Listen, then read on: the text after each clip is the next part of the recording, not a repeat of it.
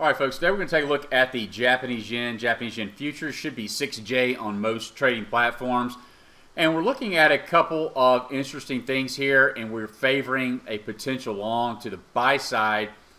And let me tell you why. So you can see here that after we had this huge flight to quality bid back here in March when the broader market indices started to sell off, we spiked and then we kind of came back down to reality, popped back up, and now we're trading back down. So now we're trading today down here. We're on the lows, trading into this intermediate term trend line. Also is coming into an important area of price structure. You can see very clearly here, going back several months, that this area has served as support or acted as some type of price magnet as it's entered into this area. So not only are we pulling into the trend line, we're also pulling into this area of key price structure, as well as into the 786 retracement based off this swing high down to this swing low. Secondly, we know that historically going into June, July, and the summer months has usually meant increased volatility in the equity markets, which would then lend to a bid or buying activity in markets such as the Japanese yen, Swiss franc, gold, the dollar index, and so forth, or what is perceived as safe haven assets.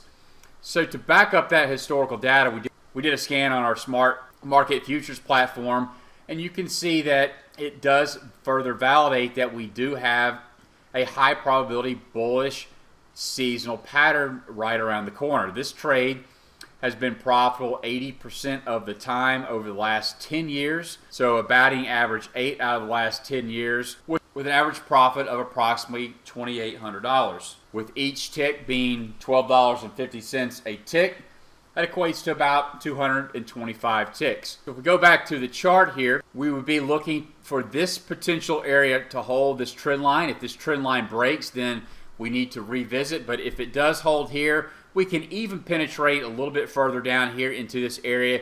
This is really the key area right here that we want to pay attention to, right around in here, to see if we get some type of reversal pattern for a potential low risk, high reward trade to the upside. We simply put our risk down here, and we'd be looking for about a 200 to 300 tick move, which would take us from about the 91.50 level up right here to 93.5, which would take us right back here into this short-term resistance area. Now, there's plenty of ways to play this. If you don't want to trade the full-size yen contract, there is a mini yen contract at half the size, or $6.50 or $6.25 a tick.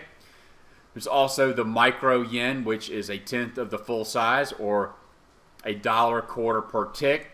And ETF or equity traders can, of course, trade FXY, the ETF that tracks the Japanese yen. You can see it's not as liquid as the Japanese yen futures market, but it's certainly something that you can play. This is an area that we'll be looking for the market to come down into and look for possible rejection areas right around here into the 85 to 87 area, with a target up here into the 90. So this one is certainly on our radar here based on the fact where we're coming down into, these levels that we're trading down into, the fact that we've got an 80% win rate based off historical data, knowing here that on a 5, 15, and 30-year historical price average, right here around the beginning of July, we trade to the upside, look to exit, and then begin to position ourselves to the downside. So I hope that helps. Good luck, good trading, and we'll see you on the next update.